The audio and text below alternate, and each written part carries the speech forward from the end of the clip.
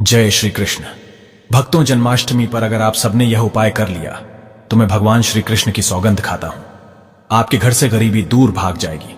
आप 10 दिनों में रातों रात धनी हो जाएंगे। मैं राधा रानी की सौगंध खाता हूं। इस वीडियो को अंत तक देखें। आपका भाग्य ना बदल जाए तो हमें बताना, लेकिन वीडियो पूरा ही देखना है। एक लाइक जरूर करें। अगर आप भगवान कृष्ण से प्यार करते हैं, राधा रानी से प्यार करते हैं, तो एक लाइक तो जरूर ही करना। जन्माष्टमी बार बार नहीं आती, साल में एक बार 365 दिन में एक बार ही आती है, तो दिल से उपाय करें। इस उपाय को बेमन से मत करना। कमेंट बॉक्स में लिखे राधे राधे जय श्री कृष्ण। ये उपाय नहीं, आपकी बंद किस्मत की चाबी है और इस चाबी को आपको हासिल करना है। दोस्तों, पंचांग के अनुसार इस साल भाद्रपद माह के कृष्ण पक्ष की अष्टमी तिथि की शुरुआत 26 अगस्त की रात 3:39 पर होगी। 27 अगस्त रात 2:19 पर इसका समापन होगा। ऐसे में 26 अगस्त 2024 के दिन कृष्ण जन्माष्टमी का व्रत रखा जाएगा। हर साल भाद्रपद मास के कृष्ण पक्ष की अष्टमी तिथि को कृष्ण जन्माष्टमी के रूप में मनाया जाता है। द्वापर में श्री कृष्ण परम पुरुषोत्तम भगवान का जन्म भाद्रपद की अष्टमी तिथि रोहिणी नक्षत्र और चंद्रमा वृषभ राशि में मध्य रात्रि में हुआ। उनके जन्म लेते ही दिशाएं स्वच्छ व प्रसन्न एवं समस्त पृथ्वी मंगलमय हो गई थी। विष्णु के अवतार श्री कृष्ण के प्रकट होते ही जेल की कोठरी में प्रकाश फैल गया। कृष्ण के प्राकट्य से स्वर्ग में देवताओं की धून दुबिया अपने आप बज उठी तथा सिद्ध और चारण भगवान के मंगलमय गुणों की स्तुति करने लगे। दोस्तों, जन्माष्टमी व्रत का महत्व। शास्त्रों में जन्माष्टमी के व्रत को 1000 एकादशी व्रत के समान माना गया है। 100 बार गंगा स्नान करने का जो पुण्य मिलता है, मात्र जन्माष्टमी का व्रत करने से प्राप्त हो जाता है। जाप का अनंत गुना फल देने वाला जन्माष्टमी के दिन ध्यान, जाप और रात्रि जागरण का विशेष महत्व है। इसलिए जन्माष्टमी की रात में जागरण करके भगवान के भजन कीर्तन करने चाहिए। भविष्य पुराण में इस व्रत के संदर्भ में उल्लेख है कि जिस घर में यह देव का व्रत किया जाता है, वहां अकाल मृत्यु, गर्भपात, किसी भी मां के बच्चे गर्भ में नहीं मरते, गर्भ ठहरता है। वैधव्य, दुर्भाग्य तथा कलह नहीं होती। जो एक बार भी इस व्रत को करता है, उसे श्री कृष्ण का आशीर्वाद प्राप्त होता है। वो प्राणी संसार के सभी सुखों को भोग कर विष्णु लोक में निवास करता है। जन्माष्टमी पूजन विधि। हिंदू धर्म में भगवान श्री कृष्ण की पूजा सभी संकटों से निकालकर सुख, समृद्धि और सौभाग्य का वरदान देने वाली मानी गई है। जन्माष्टमी के दिन प्रातः जल्दी उठकर स्नान आदि से निवृत्त होकर स्वच्छ वस्त्र धारण करें। इसके बाद पूर्व या उत्तर की ओर मुख्य करके व्रत का संकल्प लें। अगर नॉर्थ ईस्ट में भगवान कृष्ण को लगाया जाए तो आप अपने जीवन में धर्म युद्ध में खड़े हैं, कर्म क्षेत्र में खड़े हैं, तो वहां आपकी जीत सुनिश्चित है और आपकी जितनी भी परेशानियां हैं उन्हें कान्हा दूर कर देते हैं। माता देवकी और भगवान श्री कृष्ण की मूर्ति या चित्र पालने में स्थापित करें। पूजन में देवकी वासुदेव, बलदेव, नंद, यशोदा आदि देवताओं के नाम जपें। रात्रि में 12 बजे के बाद श्री कृष्ण का जन्मोत्सव मनाएं। दोस्तों, जन्माष्टमी पर कान्हा को पीले चंदन या फिर केसर का तिलक जरूर लगाएं। साथ ही साथ उन्हें मोर का मुकुट और बांसुरी जरूर अर्पित करें। लड्डू गोपाल को पंचामृत से अभिषेक कराकर भगवान को नए वस्त्र अर्पित करें एवं झूला झुलाएं। तुलसी डालकर माखन मिश्री व धनिये की पंजीरी का भोग लगाएं। तत्पश्चात आरती करके प्रसाद को वितरित करें। दोस्तों, कृष्ण जन्माष्टमी कब है? पंचांग के अनुसार इस साल भाद्रपद माह के कृष्ण पक्ष की अष्टमी तिथि की शुरुआत 26 अगस्त की रात 3:39 पर होगी। 27 अगस्त रात 2:19 पर इसका समापन होगा। ऐसे में 26 अगस्त 2024 के दिन कृष्ण जन्माष्टमी का व्रत रखा जाएगा। कृष्ण जन्माष्टमी की पूजा मध्य रात्रि की जाती है, इसलिए इस साल भगवान श्री कृष्ण का जन्मोत्सव 26 अगस्त 2024 सोमवार को मनाया जाएगा। दोस्तों, चलिए जानते हैं जन्माष्टमी पर श्री कृष्ण की जन्म कथा। दोस्तों, जन्माष्टमी की यह कथा चुपके से भी सुनने से समस्त तकलीफें, बीमारियां सब समाप्त हो जाती हैं। पितृदोष, मंगल दोष, काल सर्प दोष, शनि दोष तुरंत ठीक हो जाते हैं। आइए सुनते हैं जन्माष्टमी की कथा। दोस्तों, पौराणिक कथाओं के अनुसार भाद्रपद महाकृष्ण पक्ष की अष्टमी तिथि को भगवान कृष्ण ने माता देवकी की 8वीं संतान के रूप में जन्म लिया था। कृष्ण जी का जन्म मथुरा में कंस के कारागार में हुआ था। माता देवकी राजा कंस की बहन थी। कंस को सत्ता का लालच था। उसने अपने पिता राजा उग्रसेन की राजगद्दी छीनकर उन्हें जेल में बंद कर दिया था और स्वयं को मथुरा का राजा घोषित कर दिया था। राजा कंस अपनी बहन देवकी से बहुत प्रेम करते थे। उन्होंने अपनी बहन का विवाह वासुदेव से कराया था, लेकिन जब वह मां देवकी को विदा कर रहा था तभी एक आकाशवाणी हुई कि देवकी का 8वां पुत्र कंस की मौत का कारण बनेगा। यह सुनकर कंस डर गया। उसने तुरंत अपनी बहन और उनके पति वासुदेव को जेल में बंद कर दिया। उनके आसपास सैनिकों की खड़ी पहरेदारी लगा दी। कंस अपनी मौत के डर से देवकी और वासुदेव के 7 संतानों को मार चुका था। कृष्ण जी का जन्म इसके बाद भाद्रपद महाकृष्ण पक्ष की अष्टमी तिथि को रोहिणी नक्षत्र अंधेरी रात में भगवान कृष्ण ने देवकी की 8वीं संतान के रूप में जन्म लिया।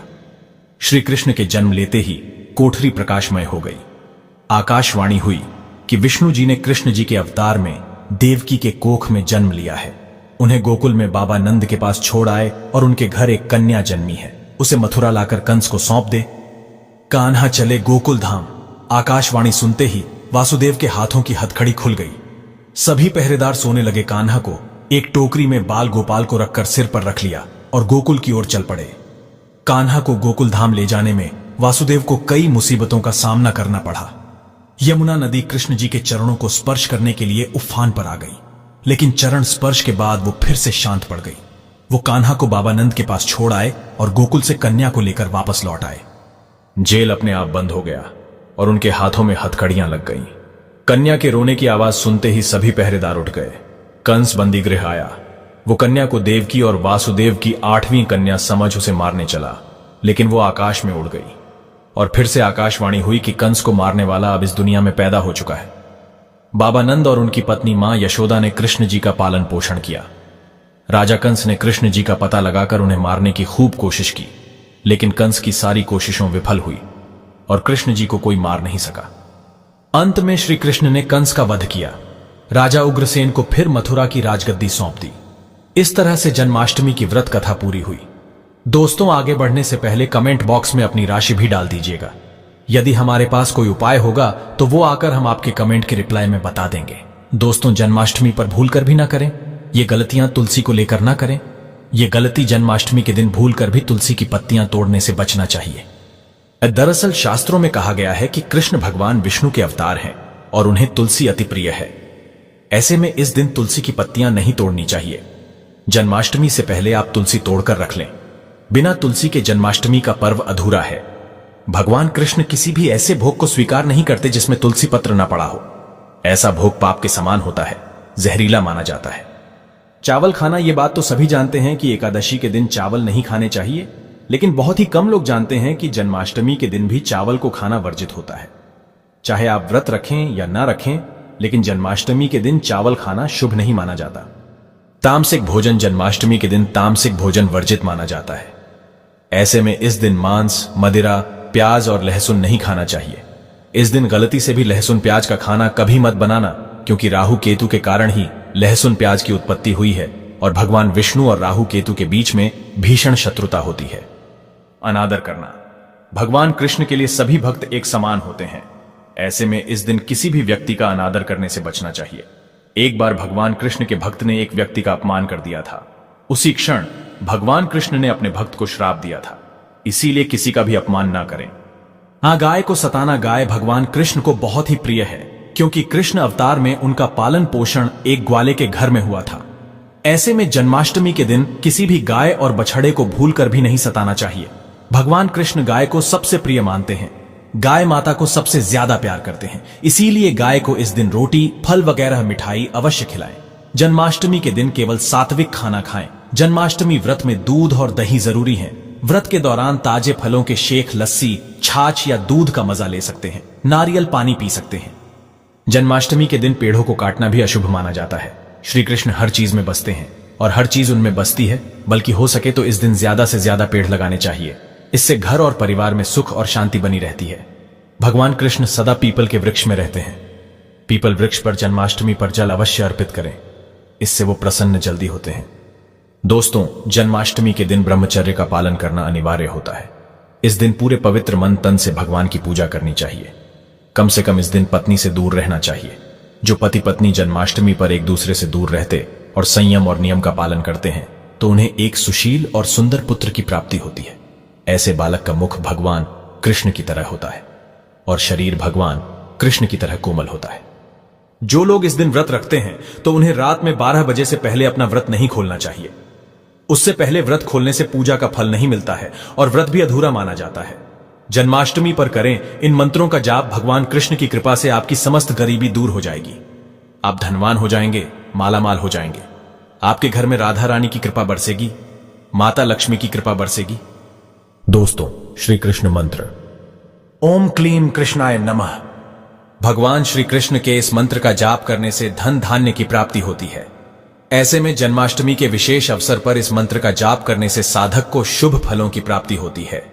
हरे कृष्णा कृष्णा कृष्णा हरे हरे, हरे राम राम राम हरे हरे करने से भगवान कृष्ण के कान खड़े हो जाते हैं। वो भक्त की पुकार अवश्य सुनते हैं। कम से कम इसका जाप 21 बार अवश्य करें या 108 बार भी आप कर सकते हैं।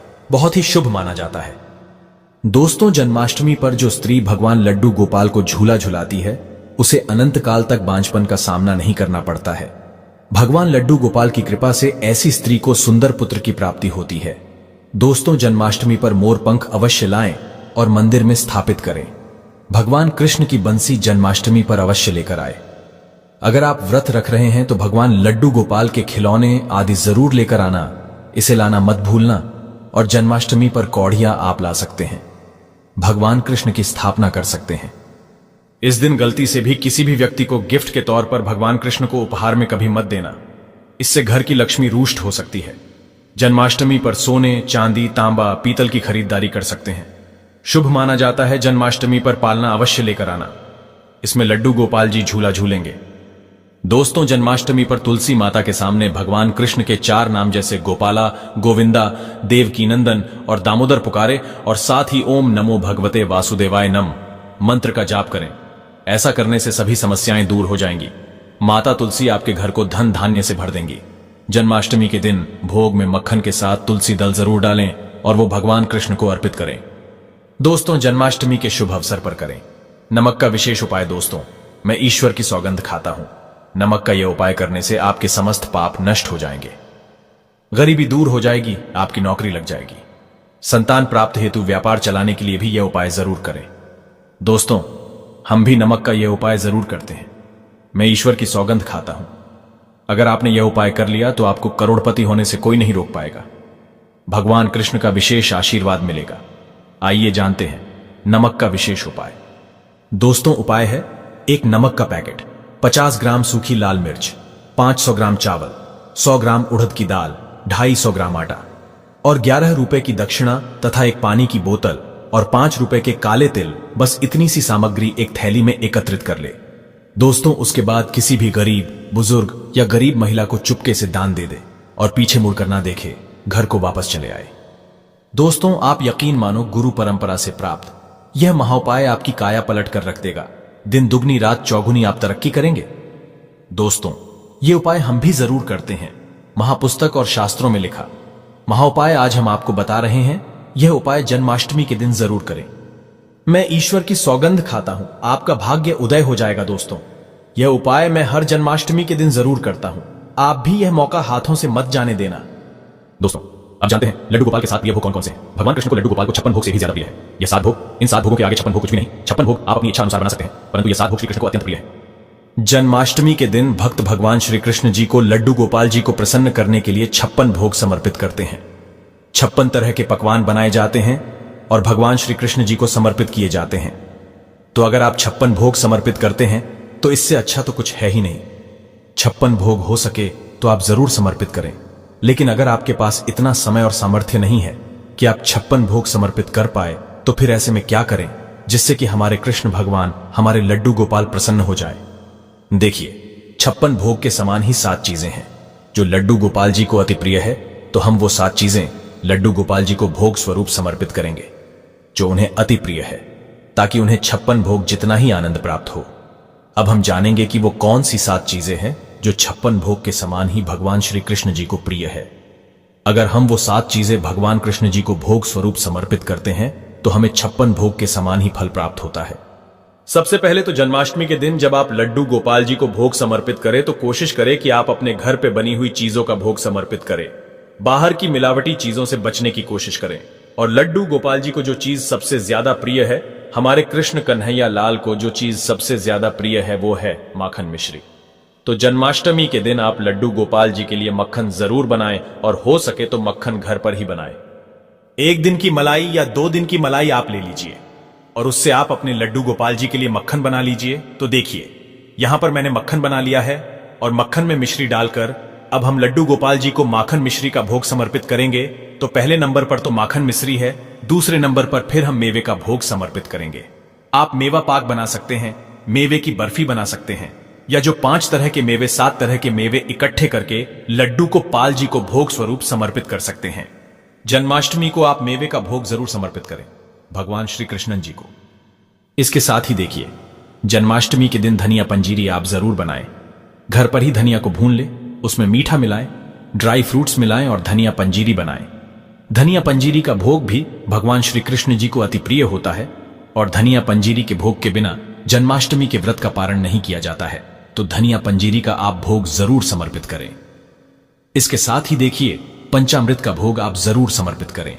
पंचामृत में दूध, दही, घी, शहद, शक्कर, ये 5 चीजें मिलाकर पंचामृत बनाया जाता है, फिर उनका भोग समर्पित किया जाता है। तो पंचामृत का भोग जरूर समर्पित करें। देखिए, जब भी बच्चा जन्म लेता है तो सबसे पहले शहद उसको चटाया जाता है, तो शहद का भोग आप जरूर समर्पित करें। जन्माष्टमी के दिन, जन्माष्टमी जो है वो भगवान श्री कृष्ण जी का जन्म दिवस है। इस दिन भगवान श्री कृष्ण जी का जन्म होता है, तो आप शहद उनको जरूर से जरूर समर्पित करें। उसके साथ ही भगवान श्री कृष्ण जी को खीरा अति प्रिय है, तो जन्माष्टमी के दिन आप खीरे का भोग जरूर समर्पित करें। और देखिए, तुलसी भगवान श्री कृष्ण जी को अति प्रिय है। तुलसी के बिना भगवान श्री कृष्ण जी कोई भोग स्वीकार नहीं करते हैं। तो जो भी आप भोग भगवान को समर्पित करेंगे उसमें आप तुलसी जरूर रखें। तुलसी आप 1 दिन पहले ही तोड़ के रखें। जन्माष्टमी के दिन तुलसी नहीं तोड़नी है, 1 दिन पहले ही आप तोड़ के रख ले, ताकि जन्माष्टमी के दिन जब आप भगवान श्री कृष्ण जी को लड्डू गोपाल जी को भोग समर्पित करेंगे तो उसमें आप तुलसी जरूर रख दें। फ्रेंड्स, ये 7 वो भोग है जो भगवान श्री कृष्ण जी को अति प्रिय है। और अगर आप 56 भोग नहीं समर्पित कर सकते हैं, 56 भोग आप नहीं बना पा रहे हैं, तो ये 7 भोग हैं जो आप बहुत आसानी से घर पर बना सकते हैं और जिनके भोग से भगवान श्री कृष्ण जी अति प्रसन्न हो जाते हैं। तो इस जन्माष्टमी आप भी ये 7 भोग भगवान श्री कृष्ण जी को, अपने लड्डू गोपाल जी को जरूर समर्पित करें। और जन्माष्टमी की पूजा कैसे की जाती है, सामग्री क्या चाहिए होती है, जन्म कैसे कराया जाता है, इन सभी विषयों पर वीडियो चैनल पर आ चुके हैं। सभी का लिंक मैं आपको डिस्क्रिप्शन में दे दूंगा, उन्हें भी आप एक बार जरूर देखना। अब जानते हैं जन्माष्टमी पर वह ऐसा कौन सा फल है जिसे व्रत में खाने से व्रत टूट जाता है, खंडित हो जाता है। आइए जानते हैं। दोस्तों, जन्माष्टमी पर ऐसी मान्यता है कि आईने में अपना चेहरा देखने के बाद ही अष्टमी का व्रत खोलना चाहिए। बहुत ही शुभ माना गया है। इससे व्यक्ति को श्री कृष्ण की कृपा प्राप्त हो जाती है। दोस्तों, और जन्माष्टमी के दिन पत्नी से दूरी बनाकर रहना चाहिए। इस दिन भोग विलास नहीं करना चाहिए, ऐसा करने पर व्यक्ति को नर्क जाना पड़ता है।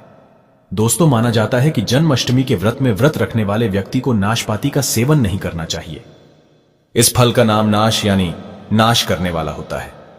इसे आप किसी और दिन खा सकते हैं, लेकिन व्रत में कभी ना खाएं।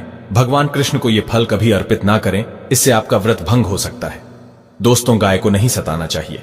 भगवान कृष्ण गाय को अधिक प्रेम करते हैं। मान्यता है कि जन्माष्टमी के दिन गाय के मस्तक पर हाथ लगाने पर या चूमने पर व्यक्ति को कई हजार गुना पुण्य की प्राप्ति होती है। ऐसा हर जन्माष्टमी के दिन हर व्यक्ति को करना चाहिए, क्योंकि इस दिन गाय के मस्तक पर अस्थायी रूप से श्री कृष्ण का वास होता है। दोस्तों, और जन्माष्टमी के दिन तुलसी के पत्ते नहीं तोड़ना चाहिए। माना जाता है कि खास जन्माष्टमी के दिन भूलकर भी तुलसी के पत्ते नहीं तोड़ने चाहिए, क्योंकि भगवान श्री कृष्ण को विष्णु का ही अवतार माना गया है और तुलसी को भगवान विष्णु अत्यंत प्रिय है। इसीलिए इस दिन तुलसी के पत्ते तोड़ना शुभ नहीं माना जाता। आप तुलसी के पत्ते पहले ही तोड़कर रख लें। दोस्तों, जन्माष्टमी पर लहसुन, प्याज, मांस, मदिरा का सेवन नहीं करना चाहिए। किसी का अपमान नहीं करना चाहिए। इस दिन किसी का अनादर या अपमान नहीं करना चाहिए। कथाओं के अनुसार भगवान कृष्ण के लिए सभी भक्त एक समान हैं, इसीलिए सबका सम्मान करें। दोस्तों, आप जानते हैं जन्माष्टमी पर श्री कृष्ण की प्रिय 7 ऐसी चीज हैं। अगर आप एक भी चीज घर में लाते हैं तो श्री कृष्ण दौड़े चले आएंगे। राधा रानी प्रसन्न होती हैं। यह वस्तु हम भी घर लाते हैं, श्री कृष्ण प्रसन्न हो जाते हैं। श्री कृष्ण ढेरों लाभ हमें देते हैं, हम भी अपने घर में जरूर लाते हैं। जन्माष्टमी पर यह चीज बड़ा लाभ मिला है हमें। मात्र 15 दिनों में सभी मनोकामनाएं पूर्ण हो जाती हैं। आइए जानते हैं। तो ऐसी कौन सी चीज है जिन्हें श्री कृष्ण जन्माष्टमी के दिन घर में खरीद करके लाना चाहिए, जिससे हमारी आध्यात्मिक उन्नति हो, हमारा घर धन धान्य से परिपूर्ण बना रहे। जिस प्रकार तेरस तिथि को धनतेरस तिथि होती है, उस दिन बहुत सारी चीजों को घर में ला करके रखने से हमारे घर में धन दौलत की बरकत होती है। आपने देखा होगा जो धनतेरस है, इस दिन धनिये का बहुत ही ज्यादा महत्व होता है।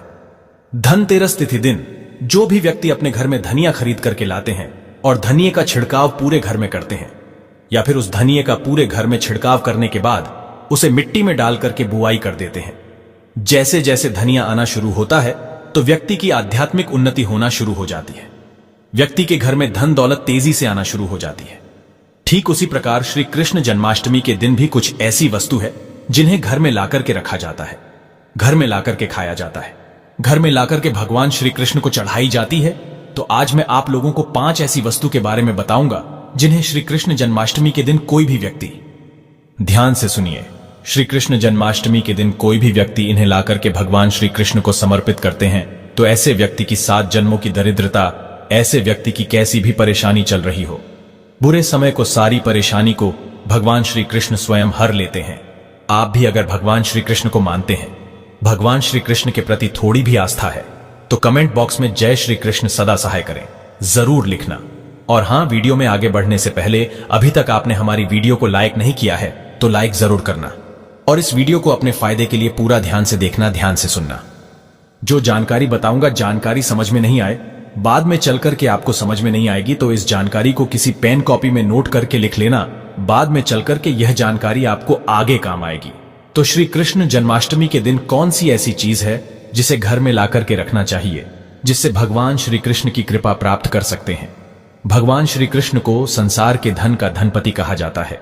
यह मित्रों, जो धन देने का अधिकार केवल लक्ष्मी माता को है, लेकिन किसके भाग्य में किसे कितना धन देना है, यह अधिकार भगवान श्री विष्णु जी को है, और विष्णु जी भगवान श्री कृष्ण के स्वरूप है। भगवान श्री कृष्ण आज भी जागृत अवस्था में आपने देखा होगा, पुरी में भगवान श्री कृष्ण का हृदय रखा है। जो जगन्नाथपुरी है उसमें भगवान श्री कृष्ण का हृदय रखा है।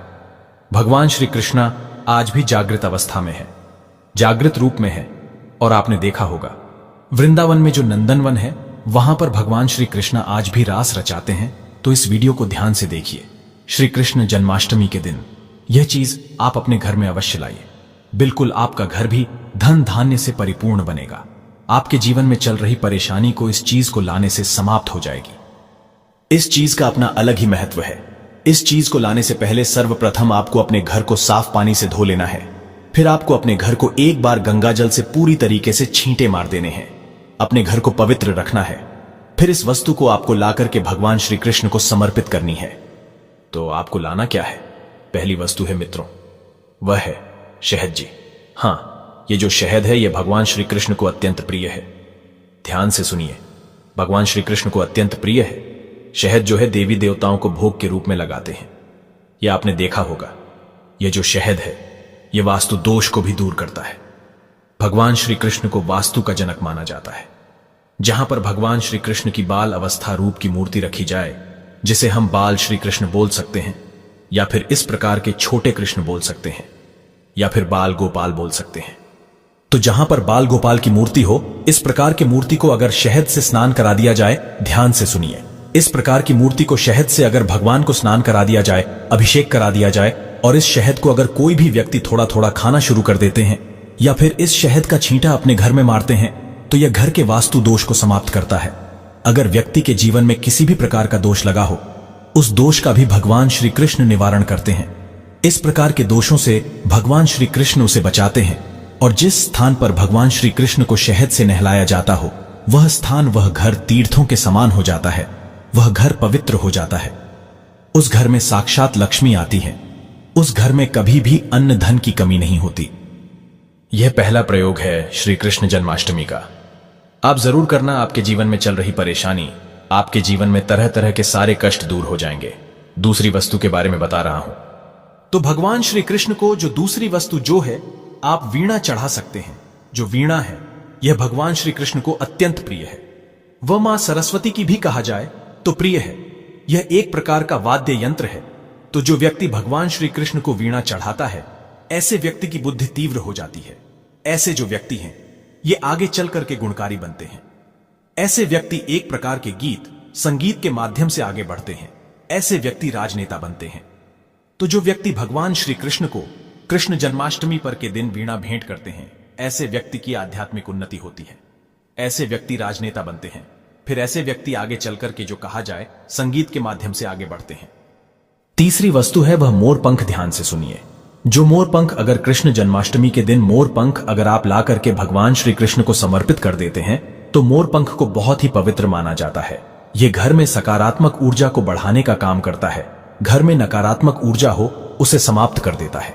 भगवान श्री कृष्ण अपने मुकुट में स्वयं मोर पंख धारण किए हुए हैं। तो एक काम करना, श्री कृष्ण जन्माष्टमी के दिन मोर पंख अवश्य खरीद करके लाना, भगवान श्री कृष्णा को समर्पित करना। इसे श्री कृष्ण को समर्पित करने के बाद इस मोर पंख को आपको अपनी तिजोरी में रख लेना है। तो यह आपके घर में धन धान्य की बरकत करेगा।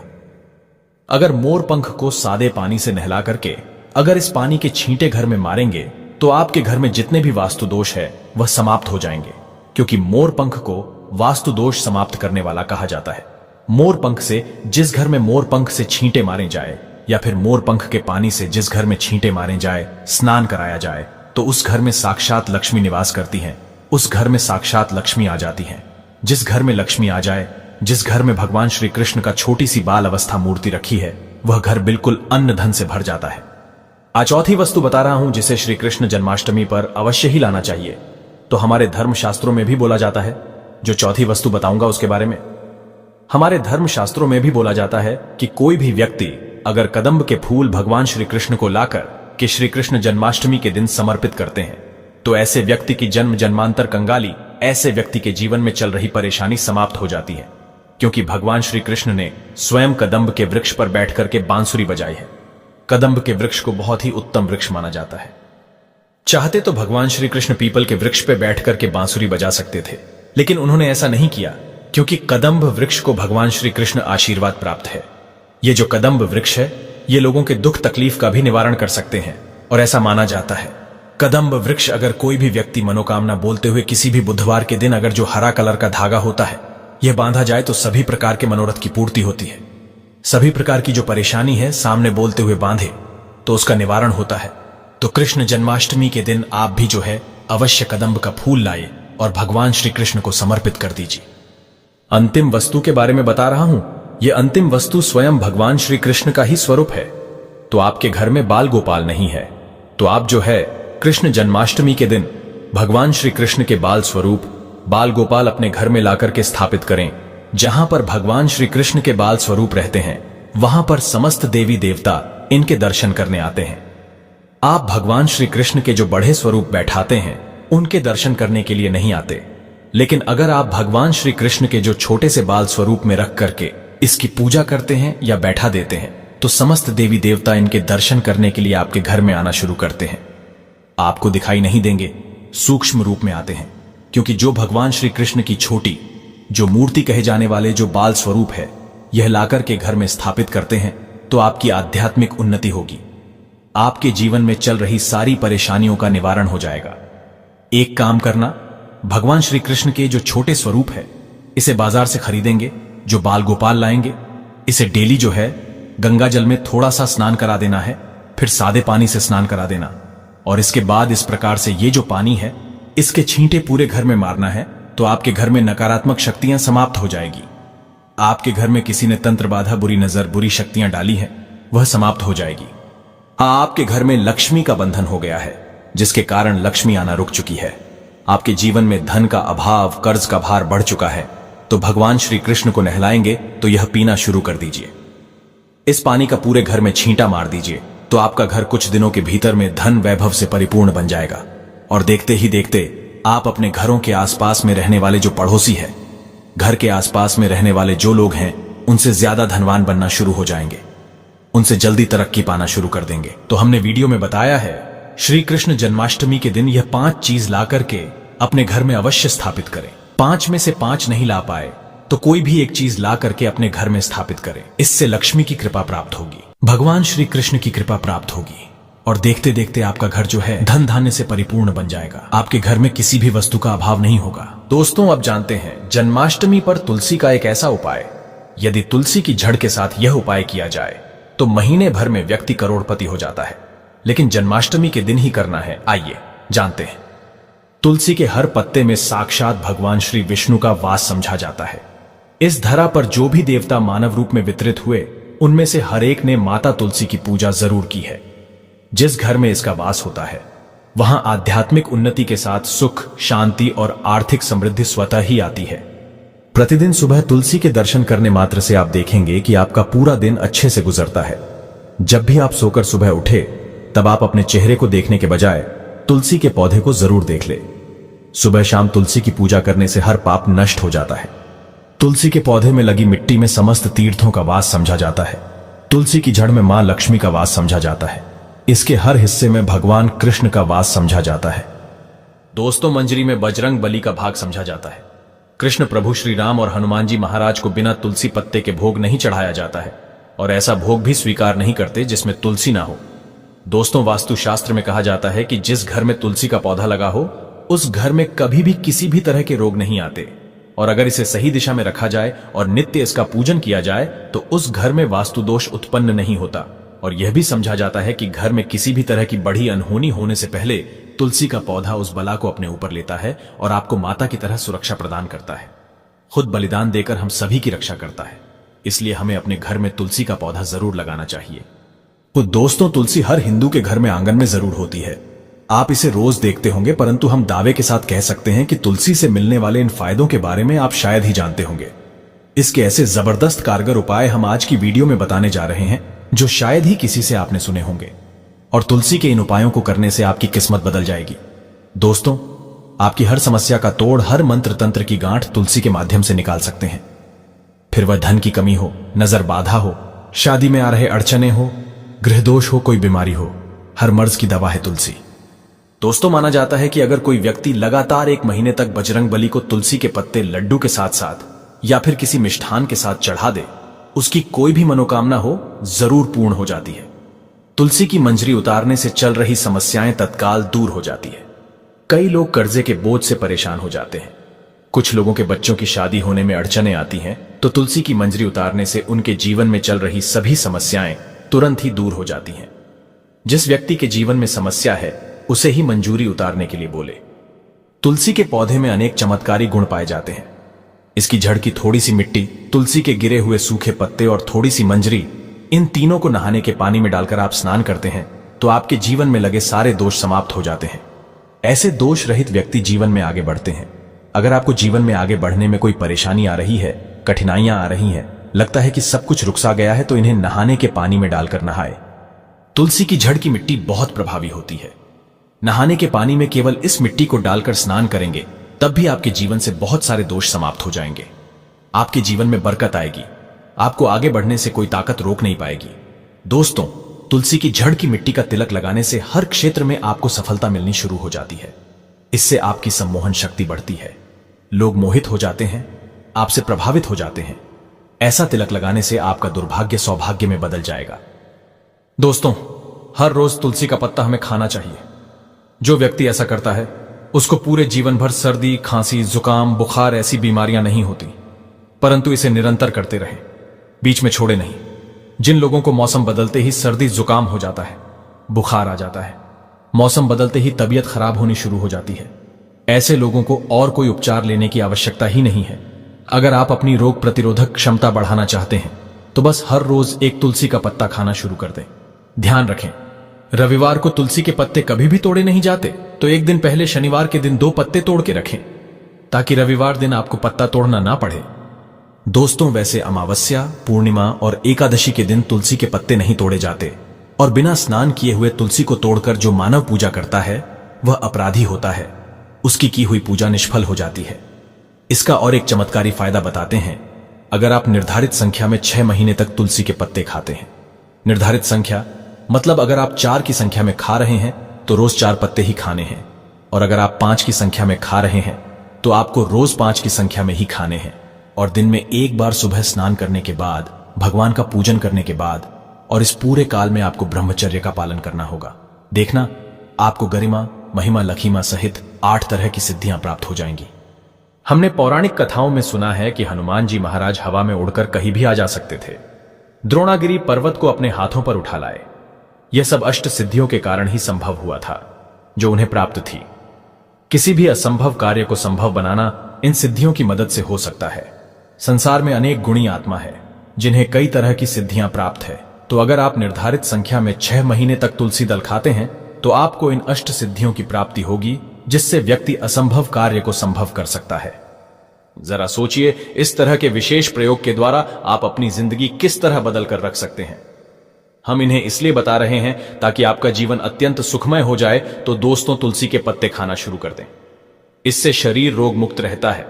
जो लोग रोगों से मुक्त रहना चाहते हैं वे तुलसी के पत्तों का रोजाना नियमित सेवन करें। चलिए अब जानते हैं तुलसी के और कुछ विशेष फायदे।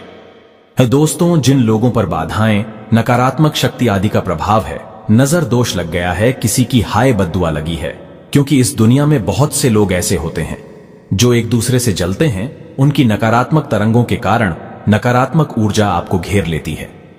अगर आप चाहते हैं कि भूत प्रेत, बाधा, नजर दोष, किसी की हाय बद्दुआ कभी भी आपको ना लगे, तो आपको तुलसी के पौधे की एक सूखी जड़ लेनी है। उसे चांदी के ताबीज में रखकर लाल रंग के धागे में डालकर आपको गले में पहनना है।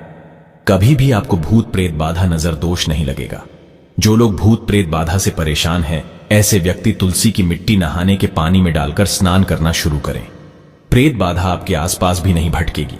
जिन लोगों पर भूत प्रेत बाधा का असर हुआ है, ऐसे व्यक्ति एक काम करें, तुलसी की जड़ की मिट्टी घर में लेकर रखें, फिर रात में सोने से पहले इसे अपने माथे पर लगाएं। सारा दुष्प्रभाव दूर हो जाएगा। नित्य ऐसा करने से आपको कभी भी भूत प्रेत बाधा नहीं सताएगी। अगर आप दुर्भाग्य से घिरे हैं, भाग्य आपका साथ नहीं दे रहा है, घोर निराशा छा गई है, घोर संकट आते रहते हैं, आपके अपने भी पराये हो गए, आपको कुछ समझ में नहीं आ रहा कि क्या किया जाए, तो आप तुलसी के पत्ते की माला बनाकर बजरंग बली और भगवान श्री राम की मूर्ति या तस्वीर पर 21 दिन तक लगातार चढ़ा दें। बड़े से बड़े संकट, परेशानियां, कर्जे का बोझ तक दूर हो जाएगा। आपको 1 हफ्ते में ही इसके परिणाम मिलने शुरू हो जाएंगे और 1 महीने में पूरे तरीके से आप संकट मुक्त हो जाएंगे। इसमें से कोई भी उपाय आप करें और पूरे विश्वास और सकारात्मक मनोबल के साथ करें। यह कोई हवाई बात नहीं है, बिल्कुल कारगर उपाय है। जब आप तुलसी के पत्ते हनुमान जी या प्रभु श्री राम को चढ़ाते हैं, तब हनुमान जी आपके कार्यों को सफल करने के लिए विवश हो जाते हैं। व्यापार में नुकसान से बचने के लिए हर शुक्रवार को तुलसी में कच्चा दूध अर्पित करें। मिठाई का भोग लगाएं। भोग लगाने के बाद बचा हुआ प्रसाद किसी सुहागिन को दान कर दें। ऐसा करने से बिजनेस में लाभ के योग बनने लगेंगे। दोस्तों, आपके घर में जो तुलसी पौधा लगा है, एक बार देखना कि आपने उसे किस दिशा में रखा है। तुलसी से शुभ परिणाम प्राप्त करने के लिए उसे उचित दिशा में रखना आवश्यक होता है। तो तुलसी के पौधे को अगर आप उत्तर की तरफ रखते हैं तो इससे धन की प्राप्ति होती है। इससे आपके घर में धन निरंतर आता रहेगा, बशर्ते आप उसकी अच्छे से देखभाल करें, नियमित पूजन करें। तुलसी का पौधा अगर आप पश्चिम दिशा में रखते हैं तो घर में सुख, शांति और वैभव का वास होता है। अगर पूर्व की तरफ रखते हैं तो निरोग माया प्राप्त होती है और इससे शत्रु नाश हो जाता है। हर शत्रु का मतलब कि आपके घर में दुख, तकलीफ, परेशानी, ऐसे शत्रु जो आने वाले होंगे, उन्हें तुलसी मैया नष्ट कर देती है। परंतु अगर आप दक्षिण दिशा की तरफ तुलसी के पौधे को रखते हैं तो इससे संपूर्ण घर बर्बाद हो जाता है। आपने जरूर देखा होगा, कुछ लोगों के घर में तुलसी का पौधा लगा रहता है, परंतु ऐसे व्यक्ति दरिद्र ही रहते हैं। दरिद्रता का एक कारण यह भी हो सकता है कि वह तुलसी के पौधों को दक्षिणी दिशा में रखा होना। तो तुलसी को रखने में दिशा का खास रूप से ध्यान जरूर रखना चाहिए। फिर देखना तुलसी के शुभ प्रभाव आपको कहां से कहां पहुंचा देते हैं। आपको इस बात का भी ध्यान रखना होगा कि तुलसी के पौधे को पर्याप्त धूप लगे। जहां भी तुलसी का पौधा रखा जाता है, वहां के आसपास हमेशा साफ सफाई होनी चाहिए। दोस्तों, इसी के साथ तुलसी से जुड़े कुछ चमत्कारी उपाय जिन्हें आप अपनी सुविधा के अनुसार जरूर करें। तुलसी की पत्तियां जब सूख जाए तो आप उन पत्तियों को अपने नहाने के पानी में इस्तेमाल कर सकते हैं। नहाने के पानी में तुलसी डालने से शरीर में नकारात्मक ऊर्जा का वास नहीं होता। साथ ही अगर भगवान कृष्ण के बाल स्वरूप की पूजा करते हैं तो उसमें आप तुलसी के सूखे पत्तों का इस्तेमाल कर सकते हैं। मां लक्ष्मी की कृपा प्राप्त करने के लिए लाल रंग के कपड़े में तुलसी की सूखी पत्तियों को बांधकर उस स्थान पर रख दे जहां आप अपना धन रखते।